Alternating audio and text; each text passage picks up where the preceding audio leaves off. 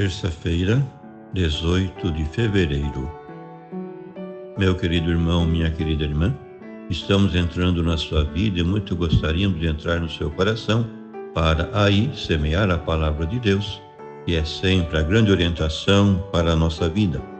Nesta terça-feira da sexta semana do tempo comum, a liturgia nos apresenta o Evangelho de São Marcos, capítulo 8, versículos de 14 a 21.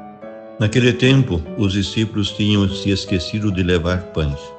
Tinham consigo na barca apenas um pão. Então Jesus os advertiu: prestai atenção e tomai cuidado com o fermento dos fariseus e com o fermento de Herodes. Os discípulos diziam entre si: é porque não temos pão. Mas Jesus percebeu e perguntou-lhes: por que discutis sobre a falta de pão? Ainda não entendeis e nem compreendeis? Vós tendes o coração endurecido? Tendo olhos, vós não vedes, e tendo ouvidos, não ouvis? Não vos lembrais de quando reparti 5 pães para 5.000 pessoas? Quantos cestos vós recolheste cheios de pedaços? Eles responderam: 12. Jesus perguntou: e quando reparti 7 pães com 4.000 pessoas, quantos cestos vós recolhestes cheios de pedaços? Eles responderam: 7. Jesus disse: e vós ainda não compreendeis?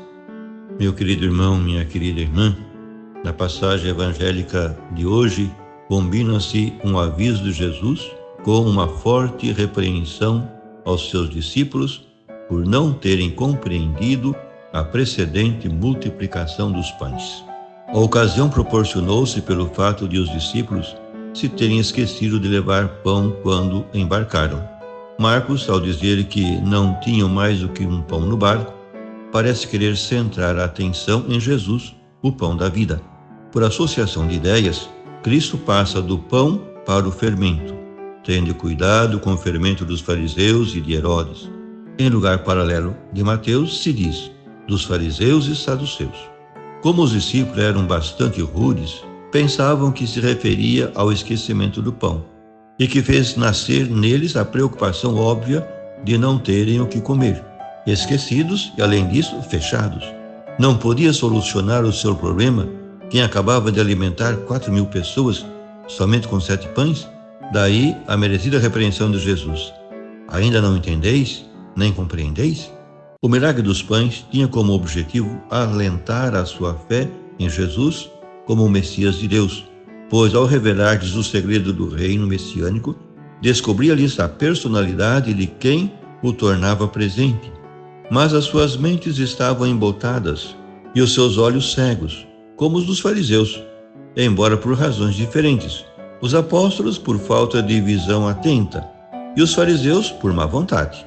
Sem dúvida, era doloroso para Jesus comprovar que os seus discípulos, apesar da sua situação privilegiada, estavam à mesma altura de incompreensão que os outros.